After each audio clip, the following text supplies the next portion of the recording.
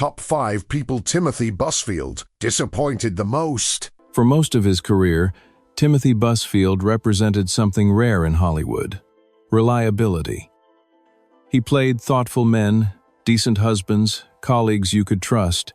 Audiences over 60 remember him from 30-something, and later from The West Wing, not as a star who demanded attention, but as one who earned quiet respect. He was never known for scandals, feuds, or excess, and that is why the shock, when it came, felt so severe.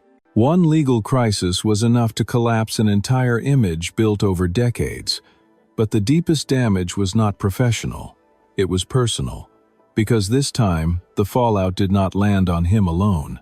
It landed on the woman America still sees as family, Melissa Gilbert. For viewers over 60, this is not just another celebrity marriage under pressure.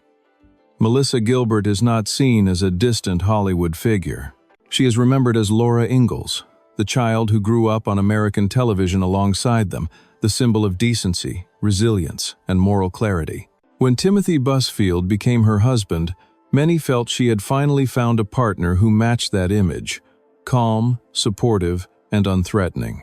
Their relationship was presented as mature and stable, a late-life union built on shared values rather than glamour. That is precisely why the legal scandal surrounding Busfield hit so hard. In this context, the alleged misconduct did not remain confined to court documents or headlines. It immediately transformed into a moral dilemma played out in public. Busfield's reputation had always been that of a good man, someone who never embarrassed the people around him. The accusation shattered that perception overnight. And for Melissa Gilbert, the damage was immediate. She did not choose the spotlight this time. It found her. Every photograph, every public appearance, every silence was scrutinized. The question, dominating conversations among older audiences, was brutally simple. How could Laura Ingalls end up here? The emotional weight of this conflict lies in humiliation rather than anger. Gilbert's public persona has always been rooted in integrity.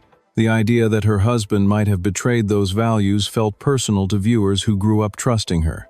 Many did not express sympathy for Busfield. Instead, their outrage was protective. He was not just accused of wrongdoing, he was accused of dragging her into disgrace.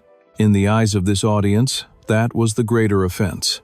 A scandal can ruin a career, but it can also stain a legacy built on goodness. And that legacy belonged to Melissa, not to him. Behind the scenes, the strain would have been suffocating. Standing by a spouse under legal scrutiny is never simple, but doing so while carrying the weight of public expectation is far more brutal. If Gilbert chose loyalty, she risked being seen as complicit or naive. If she chose distance or divorce, she risked confirming the worst assumptions about the marriage. There was no path that led away from judgment. Every option came with loss. For Busfield, this meant confronting a truth few men anticipate. His actions, real or alleged, were no longer about him. They had become a referendum on his wife's dignity. This is why the relationship with Melissa Gilbert sits at the top of the list. It is not fueled by rivalry, ego, or ambition. It is fueled by disappointment. Viewers who once welcomed Busfield as a safe presence now question whether they ever truly knew him. The pain here is quiet but profound. It is the pain of trust broken, not between celebrities, but between a public and a figure they felt belonged to their own family. And in that sense, the scandal did not simply threaten a marriage, it threatened something far more fragile: the illusion that some people are immune to moral collapse. For anyone who remembers The West Wing, the name Aaron Sorkin is inseparable from its moral authority. The series was not just entertainment, it was a statement about integrity, intelligence, and public service. Every line of dialogue carried intention. Every character represented a value. Timothy Busfield, as Danny Concannon, fit seamlessly into that world. He embodied credibility. He looked like a man you could trust with the truth. For years, that image endured. And then, suddenly, it became fragile. Sorkin has always been famously intolerant of anything that threatens the purity of his work. He does not separate the art from the people who represent it. In his view, actors are not interchangeable vessels, they are extensions of the message. When one of them becomes a liability, the entire structure is at risk. That is what makes Busfield's legal scandal so dangerous in this context.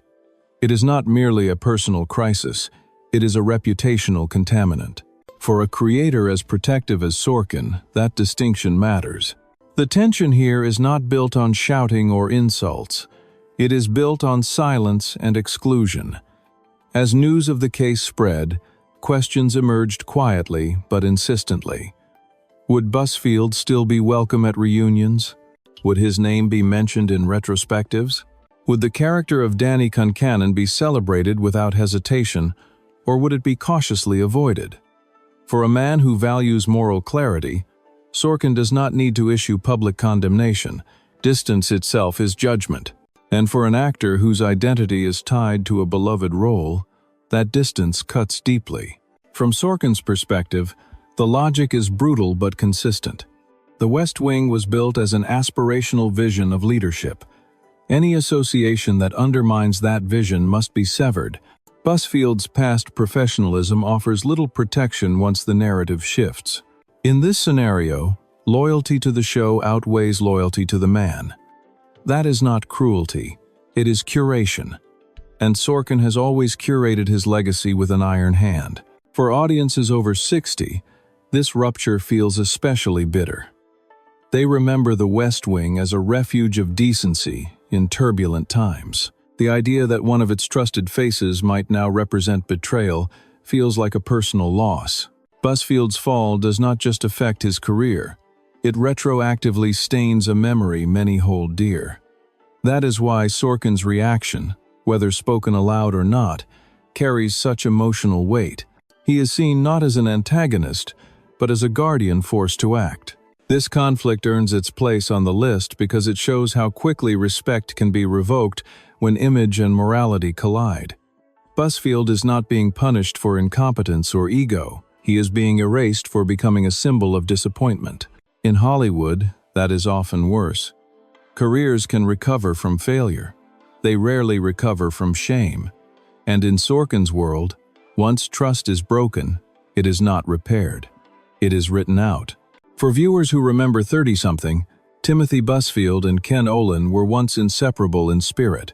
The series captured a generation's anxieties about adulthood, marriage, and ambition, and both men became faces of that emotional realism. Off-screen, they shared more than success. They shared a transition. Like many actors of their era, both quietly prepared for a future behind the camera, understanding that longevity in Hollywood often depended on reinvention. At first, their paths seemed parallel. Over time, they diverged. Ken Olin's move into directing accelerated quickly. His reputation grew not through controversy, but through trust. Studios saw him as steady, emotionally intelligent, and collaborative. That reputation culminated years later with This Is Us, a cultural phenomenon that redefined network television drama and earned Olin immense respect. Busfield also directed, working consistently and competently, but without the same cultural breakthrough. The difference was subtle at first, then undeniable. One former co-star became a creative authority. The other remained admired, but adjacent to greatness rather than at its center. This disparity planted a quiet tension that neither man acknowledged publicly. They remained cordial. There were no interviews filled with bitterness, no visible rivalry. Yet Hollywood has a way of measuring people against the closest comparison, and for Busfield, that comparison was unavoidable.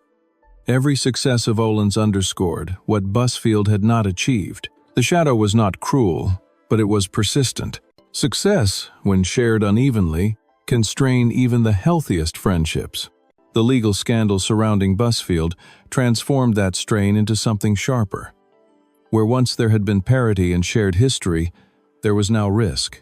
Olin's career was built on emotional authenticity and moral credibility. His work thrived on trust between audiences and characters, between networks and creators. Association with controversy threatened that trust. In such moments, Old bonds are tested not by loyalty, but by calculation. Would standing beside Busfield signal compassion or poor judgment? Would silence be interpreted as abandonment or prudence? For Busfield, this was perhaps the most painful rift of all. Unlike the rupture with Melissa Gilbert, which was rooted in shame, or the distance from Aaron Sorkin, which was professional, this fracture cut at identity. Ken Olin was not a boss or a public guardian of legacy. He was a peer, a reminder of what might have been. Watching a former equal continue forward while he stood still, now burdened by scandal, was a quiet humiliation no courtroom could measure. From the outside, Olin's response appeared restrained. There were no statements, no public gestures of support or condemnation. But restraint itself sends a message.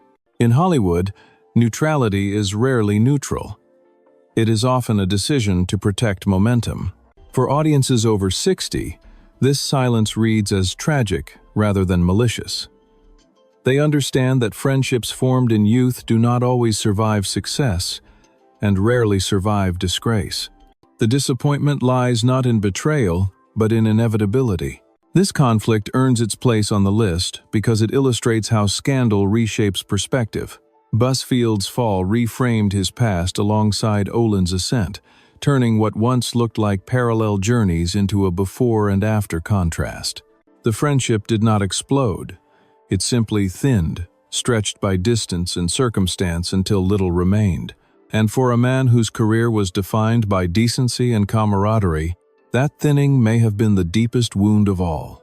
It was the realization that when one person falls, even old equals become witnesses rather than allies. For audiences over 60, Martin Sheen is more than an actor. He represents conscience. From Apocalypse Now to The West Wing, Sheen built a public identity rooted in ethics, activism, and accountability. He marched, he protested, he spoke openly about responsibility, both personal and political. Standing beside him on The West Wing, Timothy Busfield benefited from that reflected authority. Their characters existed in the same moral universe. Viewers trusted them together. That shared trust is what made the rupture so unsettling. The conflict here is not documented through shouting matches or lawsuits. It is quieter, and therefore more uncomfortable. When Busfield's legal scandal emerged, it created a moral imbalance within the legacy of The West Wing. Sheen, whose public life has long emphasized accountability, suddenly stood opposite a colleague accused of betraying the very values the show championed. In such a pairing, silence becomes a statement, and Sheen's silence was noticed. Unlike Aaron Sorkin, who curates legacy through authorship, Martin Sheen curates it through example. He has spoken openly about his own past mistakes, including battles with addiction, but always framed recovery through acknowledgement and responsibility. That framework leaves little room for ambiguity. For older viewers, the question was immediate. Would Sheen extend private compassion or public distance? The absence of visible support suggested a line had been drawn not in anger, but in principle. For Busfield, this distance carried a particular sting. Martin Sheen was not just a co-star. He was the moral center of the ensemble, the man audiences looked to for guidance, both on screen and off. Losing proximity to that figure felt like losing a final shield of credibility. If even Martin Sheen did not step forward, what did that say about the seriousness of the situation? In the court of public opinion, Sheen's restraint weighed heavily. From Sheen's perspective, the calculation was likely painful but clear. His career has survived because he aligns words with actions. Supporting someone under legal scrutiny, especially in a scandal involving alleged misconduct, risked diluting decades of carefully maintained moral capital. For a man whose audience spans generations and ideologies, credibility is not negotiable. Compassion, in this context, could remain private. Public association could not. For audiences over 60, this conflict resonates deeply because it mirrors real-life ethical dilemmas.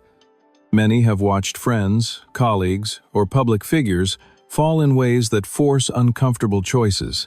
Do you stand beside the person you knew, or the values you claim to hold? Martin Sheen's apparent decision to prioritize principle over loyalty feels both admirable and tragic. It reinforces the sense that Busfield's collapse was not merely professional, but ethical. This conflict earns its place on the list because it completes the picture. Melissa Gilbert represents emotional fallout. Aaron Sorkin represents professional erasure. Ken Olin represents comparative failure. Martin Sheen represents moral judgment. Together, they frame Busfield's downfall not as a single scandal, but as a multi-layered rupture across love, work, friendship, and conscience. When a man known for decency loses the silent approval of someone like Sheen, the loss is profound. Not because of condemnation, but because of absence. And for an audience that values character as much as talent, that absence speaks louder than any accusation. Among the ensemble of The West Wing, Bradley Whitford stood out not only for his performance, but for his voice off-screen. Over the years, he became known as one of Hollywood's most outspoken advocates for accountability, ethics, and social responsibility. Unlike many actors who choose caution, Whitford often chose clarity. He commented on politics, culture, and misconduct with a willingness to risk backlash. That reputation matters when examining his relationship with Timothy Busfield because it introduced a different kind of tension, one rooted not in rivalry or shame, but in public expectation. Busfield and Whitford shared a professional bond built on mutual respect. Their time on The West Wing placed them inside the same moral architecture, a show that argued ideas mattered, that words carried consequences, and that character defined leadership. For years, that shared legacy insulated its cast from cynicism. Viewers believed the people behind the characters embodied something of what they portrayed. When Busfield's legal scandal broke, Whitford found himself in a uniquely uncomfortable position. Silence, for him, would be interpreted as evasion, speech as condemnation. What followed was not a dramatic denunciation, but a shift in tone that longtime observers noticed immediately. Whitford's public comments emphasized accountability and belief in due process, while carefully avoiding personal defense of Busfield. The absence of solidarity spoke volumes. For an actor who had previously defended colleagues in moments of controversy, restraint felt deliberate. It signaled a boundary. Principles would not be bent for friendship. In the ecosystem of the West Wing alumni, that boundary mattered. For Busfield, this restraint carried a particular weight. Whitford was not a superior or a moral elder like Martin Sheen. He was a peer, someone of the same generation, shaped by the same show, judged by the same audience. Losing public alignment with Whitford meant losing the last illusion that the scandal could be reframed as misunderstanding. It suggested that even among equals, there was discomfort. And discomfort, once visible, becomes contagious. From Whitford's perspective, the calculus was stark. His credibility with audiences, especially older viewers who admired The West Wing for its ethical clarity, depended on consistency. To appear to excuse alleged misconduct would undercut years of advocacy. Yet to attack Busfield outright would violate the collegial restraint many actors maintain. The solution was distance paired with principle. Speak about values. Avoid personal defense. Let the facts stand. It was a posture that satisfied conscience, while preserving integrity. For audiences over 60, this conflict resonates because it mirrors how communities respond to moral crisis. When someone familiar falls, the first reaction is disbelief. The second is assessment. Who stands where and why? Whitford's response became a quiet marker. It reassured viewers that the values they associated with The West Wing had not evaporated with time. At the same moment, it reinforced the sense that Busfield's fall was real, not exaggerated by tabloids. This conflict earns its place on the list because it completes the arc of isolation. Melissa Gilbert represented emotional devastation. Aaron Sorkin embodied professional erasure. Ken Olin reflected comparative loss. Martin Sheen symbolized moral distance. Bradley Whitford added something sharper: peer judgment without spectacle. No speeches, no attacks, just the withdrawal of public alignment. In Hollywood, that withdrawal is often the final verdict. For Busfield, the implication was unavoidable. When colleagues who share your history choose principle over proximity, the narrative hardens. Rehabilitation becomes harder. Trust takes longer to rebuild. And for an audience that values character as much as performance, Whitford's restraint confirmed what many had begun to accept. This was not a temporary stumble. It was a fracture that extended across every layer of Busfield's world: marriage, career, friendship, and legacy. And once those layers separate, they rarely return to their original shape. Looking back at the arc of Timothy Busfield's career, what stands out most is not ambition, arrogance, or hunger for power. It is expectation. For decades, he benefited from a rare privilege in Hollywood, being assumed decent. Audiences trusted him instinctively. Colleagues described him as professional, calm, and reliable. That trust became a kind of armor, one he never realized he was wearing until it shattered.